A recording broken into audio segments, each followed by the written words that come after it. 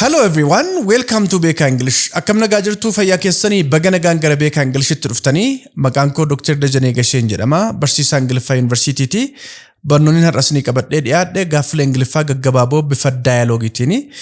Gaaffileen kuni bifa daayiloogiitiin waan dhiyaatanii fi jiruuf jireenya keenya guyyaa guyyaa keessatti baay'ee kan itti fayyadamnu waan ta'eef barnoota baay'ee faayidaa qabeessadha. Daawwattoota keenya chaanaalii kanaaf haaraa yoo taatan subscribe gochuun dagatiina. Viidiyicha immoo like gochuun eegala. Amma kallattumaan gara barnootichaatti dabarra. Need more sugar. Shukkaara dabalattaa. Need more sugar. Shukkaara dabalattaa.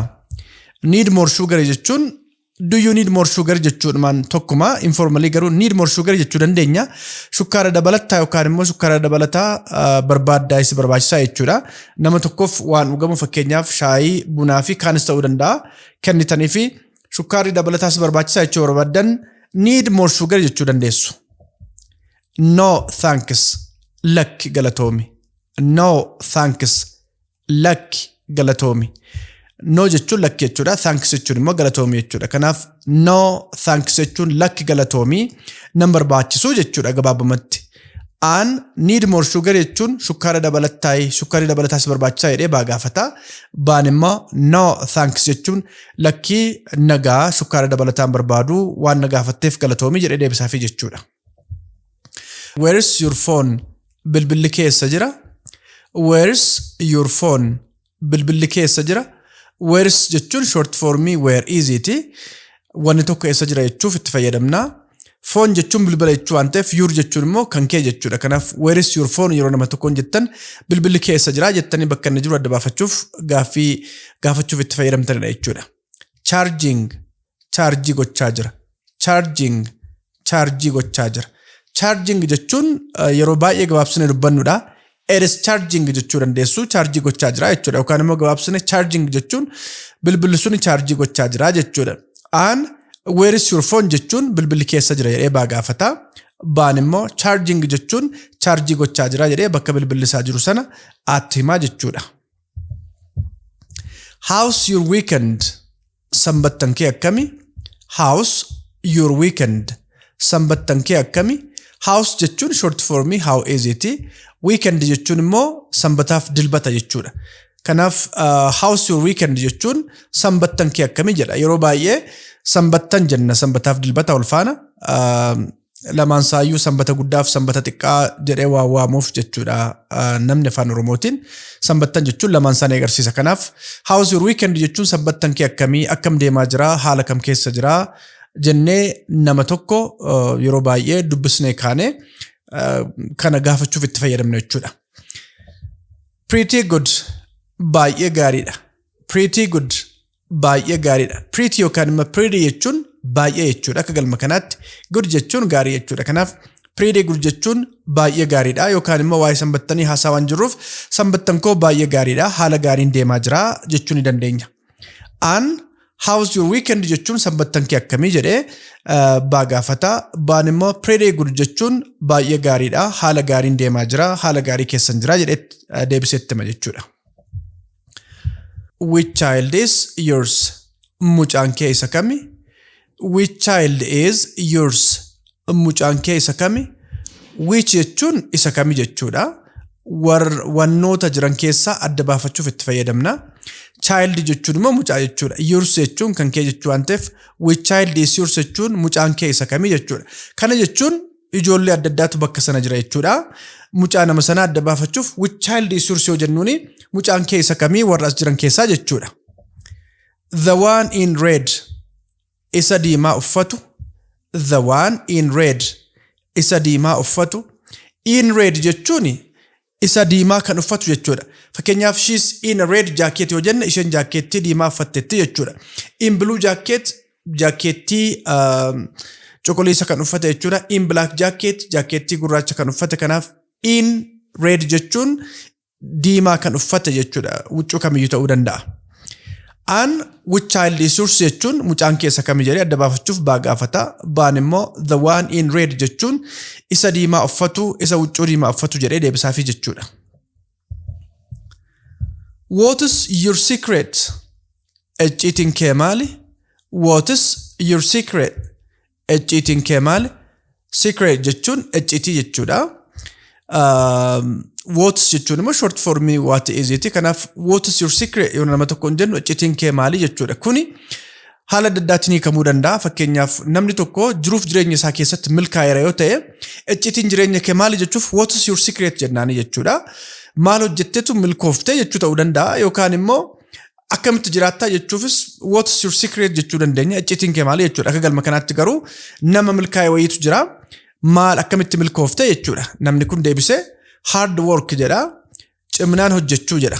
Hard work cimnaan hojjechuu jedha. Hard jechuun asitti cimaa jechuudha. Working immoo hojiidha. Kanaaf hard work jechuun immoo cimnaan hojjechuu yookaan cimanii hojjechuu jechuudha. And what is your secret jechuun icciitiin kee maali? Icciitiin jireenya kee maali? Akkamitti milkooftee jedhee baa gaafachaa jira. Baan immoo hard work jechuun cimnaan hojjechuudha. Icciitiin jireenya kiyyaa cimee hojjedhee milkaa'ee jechuun deebisaafii jechuudha. Are we late? Barfanneerra. Are we late? Barfanneerra. Late jechuun barfachuu jechuudha. Beellama kamiifuu ta'uu danda'a jechuudha. Kanaaf are we late jechuun barfanneerra jechuudha. A little xiqqoo barfanneerra. A little xiqqoo barfanneerra. A little yookaan immoo a little jechuu dandeenya. Xiqquma jechuudha. Asitti immoo yookaan akka galma kanaatti waa'ee barfachuu waan haasaa jirruuf a little jechuun xiqqoo barfanneerra jechuudha. An are we late jechuun barfanneerra jedhee baa gaafataa beellama wayiif barfachuu dhiisaanii adda baafachuuf jechuudha. Baan immoo a little jechuun xiqqoo qofaa barfannee baay'een barfannee jedhee deebisaafii jechuudha. What did he say? Maal jedhe? What did he say? Maal jedhe? What jechuun maal jechuudha. Didin paastii agarsiisa. Say jechuun immoo waa jechuu waa dubbachuu jechuudha. Kanaaf what did he say jechuun maal jedhee yookaan maal dubbatee jechuudha. He agreed walii galeera. He agreed walii galeera. Agree jechuun walii galuudha. Agreed immoo paasisaa waan ta'eef he agreed jechuun walii galeera jechuudha. And what did he say jechuun namni wayii maal jedhee gaafataa. Nama sanaaf gaaffii wayii dhiyeessaniiru jechuudha. Waliigaluu fi waliigaluu dhiisuu adda baafachuuf gaaffii akka dhiyeessanii fi asirraa hubanna. Baan immoo he agreed jechuun waliigaleeraa yaada sana fudhateeraa jedhee akka namni jedhame suni yaada isaan qaban irratti waliigale hubachiisaa jechuudha. Did you enjoy it? Sitti tolee ture? Did you enjoy it? Sitti tolee ture? Wanna tokko enjoy gochuu jechuun wanni sun nutti toleera yookaan wanna sana jaalanneera jechuudha. Wanna kamiyyuu ta'uu danda'a. Kanaaf did you enjoy it jechuun didin paastii waan agarsiisuuf sitti tolee ture jechuudha wanni jedhame suni. Very much baay'ee natti tole. Very much baay'ee natti tole. Very much jechuun baay'ee sirriitti jechuudha. Akka galma kanaatti immoo waa'ee wanni tokko namatti tolu haasaa waan jirruuf very much yeroo jennu gabaabsine baay'ee natti tolee ture jechuudha. Wanni sun yookaan immoo baay'ee natti tole yookaan baay'ee natti tolee ture jechuu ni dandeenya. And did you enjoy it jechuun wanni kamiyyuu ta'uu danda'a. Wanni jedhame sun sitti tolee ture jechuun baa gaafata. Baan immoo very much jechuun baay'ee natti tolee ture jedhee wanni sun akka tolee ture itti himaa jechuudha aatti. How's your family? Maatiin kee akkami? How's your family? Maatiin kee akkami? How's jechuun short form how is it? Family maatiidha. Kanaaf nama tokkoon how's your family yoo jettan maatiin kee akkamii jechuudha. Kuni haala jiruuf jireenya maatii keenyaa adda baasuuf yeroo baay'ee kan namoota gaafannu jechuudha. Yeroo baay'ee nagaa gaafanne how's your family yeroo jennu nama sana erga nagaa gaafannee kaanee booda maatiin kee immoo akkamii jechuu agarsiisa jechuudha. Doing well nagaadha. Doing well nagaadha. Doing well jechuun nagaadha jechuudha. Doing well, doing good, doing great, doing fine haala adda addaatiin itti fayyadamuu dandeenya. Nagaadha, baay'ee nagaadha jennee haala adda addaatiin deebisuu dandeenya jechuudha. And how's your family jechuun maatiin kee akkami jedhee baa gaafata. Baan immoo doing well jechuun nagaadha, gaariidha jedhee maatiinsa akka nagaa ta'an hima jechuudha. Are you joking? Qoosaa jirtaa? Are you joking? Qoosaa jirtaa? Joke gochuu jechuun qoosuu jechuudha akka galma kanaatti. Kanaaf nama tokkoon are you joking yoo jettaniini qoosaa jirta moo waan dhugaa dubbachaa jirtaa jechuu keessan agarsiisa. No, I am serious. lakki dhugaa kooti. No, I'm serious. Lakki dhugaa kooti. Namni tokko serious jechuun waan dhugaan dubbadhaa qoosaan jiru jechuusaa agarsiisa gabaabumatti. Kanaaf no, I'm serious jechuun lakki dhugaan dubbadhaa yookaan lakki dhugaa kooti qoosaan jiru jechuudha. Are you joking jechuun qoosaa jirtaa jedhee waa itti maa jira baatti. Baan immoo are you joking jechuun qoosaa jirtaa immoo dhugaa dubbachaa jirtaa jedhee adda baafachuuf gaafachaa jira jechuudha. Baan immoo no, I'm serious jechuun lakki dhugaa kooti lakki qoosaan jiru jedhee deebisaafi jechuudha. Is that your son? Inni ilma keetii? Is that your son? Inni ilma keetii? Son jechuun ilma jechuudha. Is that your son jechuun inni ilma keetii jechuudha. Kana jechuun daa'ima dhiiraa wayii nama biratti argitanii is that your son yoo jettaniini inni ilma keetii jechuu keessan agarsiisa. No, my neighbors. Lakki kan ollaati. No, my neighbors. Lakki kan ollaati. Neighbor jechuun ollaa jechuudha. Apostrophe yotti daballu immoo no, my neighbors jechuun lakki kan ollaa kootii kan koomitii jechuudha yookaan lakki kan ollaatii kan koomitii jechuudha. Kanaaf is that your son jechuun daa'ima wayii biratti argee gaafata jechuudha. Baan immoo no, my neighbors jechuun lakki kan ollaatii kan koomitii jedhee deebisaafi jechuudha. Need a ride geejjiba barbaadda. Need a ride geejjiba barbaadda. Ride jechuun akka galma kanaatti geejjiba wayitiin bakka tokkoo bakka biraa deemuu jechuudha. Need jechuun immoo barbaadda jechuu agarsiisa. Do you need a ride jechuu dandeenya yookaan immoo informally need a ride jechuu dandeessu nama tokkoon geejjiba barbaadda yookaan konkolaataa yookaan geejjiba wayitiin bakka tokkoo bakka biraa si geessu jechuudha. Yes, thanks. Eeyyee galatoomi. Yes, thanks. Eeyyee galatoomi. Yes jechuun eeyyee jechuudha. Thanks jechuun immoo galatoomi jechuudha. Kana jechuun eeyyee nan barbaadaa waan na gaafatteef galatoomi jechuudha.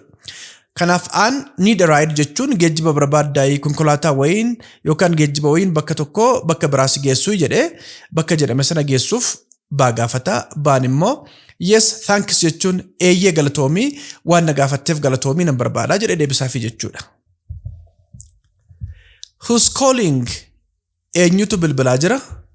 Who's calling? Eenyutu bilbilaa jira? Call gochuu jechuun bilbila namaaf bilbiluu jechuudha. Calling jechuun immoo bilbilaa jiraachuu agarsiisa. Who's in short form who is it? Kanaaf who's calling jechuun eenyutu bilbilaa jira jechuudha. Unknown number lakkoofsa hin beekamneedha. Unknown number lakkoofsa hin beekamneedha.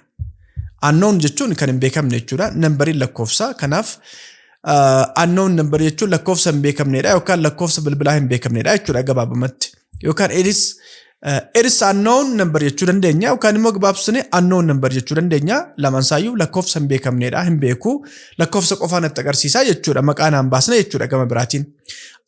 Who's calling jechuun eenyutu bilbilaa jira yookaan immoo eenyusi bilbilaa jira jedhee gaafata. Baan immoo unknown number jechuun lakkoofsa hin beekamneedha. Maqaan hin baasne lakkoofsa hin beekne qofaan baasee jedhee deebisaafi jechuudha. Is she nice? Isheen nama gaariidha. Is she nice? Isheen nama gaariidha. Wanni tokko nice yeroo jennu gaariidha jechuudha. Is she nice jechuun immoo isheen ishee jechuu waan ta'eef isheen nama gaariidha jechuudha. Super nice. Baay'ee gaariidha. Super nice. Baay'ee gaariidha. Super jechuun akka galma kanaatti baay'ee jechuudha. Nice jechuun immoo gaarii jechuu waan ta'eef super nice jechuun baay'ee gaariidha yookaan immoo eeyyee isheen nama gaariidha jechuu ni dandeenya. Is she nice jechuun isheen nama gaariidha jedhee waa'ee dubartii wayii gaafata. Baan immoo super nice jechuun baay'ee gaariidha eeyyeen isheen baay'ee nama gaariidha jedhee deebisaafi jechuudha. Can I call you later? Booda sii bilbiluu danda'a? Can I call you later? Booda sii bilbiluu danda'a? Later yookaan later jechuu dandeenya booda jechuudha. Kaan jechuun danda'a jechuuf itti fayyadamna. Calling bilbiluudha akka galma kanaatti. Kanaaf can I call you later yoo jettanii nama tokkoon booda sii bilbiluu danda'a jechuu keessan bilbila sitti tola ni mijataa yookaan immoo namni tokko bilbila jaalachuus dhiisuu danda'a adda baafachuuf can I call you later yoo jettaniini booda sii bilbiluu danda'a jechuu keessan. Sure, anytime. Eeyyee yeroo barbaadde. Sure, anytime. Eeyyee yeroo barbaadde. Anytime jechuun yeroo barbaadde jechuudha. Sure jechuun immoo akka galma kanaatti eeyyee jechuudha. Kanaaf sure anytime jechuun eeyyee yeroo barbaadde yookaan immoo eeyyee yeroo barbaadde bilbiluu dandeessaa jechuudha. An can I call you later jechuun booda si bilbiluu danda'a jedhee baa gaafataa. Baan immoo sure anytime jechuun eeyyee yeroo barbaadde bilbiluu dandeessaa jedhee deebisaafi jechuudha. Are you busy now? Amma hojii qabdaa? Are you busy now? Amma hojii qabdaa? Namni tokko busy jechuun hojii qabaa jechuudha yookaan hojii farkaa qabaa, hojii qabatee jira, hojii hojjechaa jira jechuudha. Now jechuun amma jechuu waan ta'eef are you busy now yeroo nama tokkoon jennu amma hojii qabdaa jechuudha. Yes, a bit. Eeyyee xiqqoo nan qaba. Yes, a bit. Eeyyee xiqqoo nan qaba. A bit jechuun a little akkuma jechuuti xiqqoo jechuudha. Baay'ee miti jechuudha. Kanaaf yes, a bit jechuun eeyyee xiqqoo nan qabaa jechuudha. An are you busy now jechuun amma hojii qabdaa yookaan amma hojii farkaa qabdaa yookaan amma hojii irra jirtaa jechuun baa gaafataa. Baan immoo yes, a bit jechuun eeyyee xiqqoo nan qabaa, eeyyee xiqqoo hojii farkaan qabaa jedhee deebisaafi jechuudha. Barnoota kanarraa akka baay'ee fayyadamtan abdii guddaan qabaa. Ammas chaanalicha subscribing goone yoo ta'e subscribe gochuun dagatinaa. Viidiyichis liking goone yoo ta'e irra deebi'aa like godhaa. Yaada qabdan immoo commentiin nu biraan gahaa.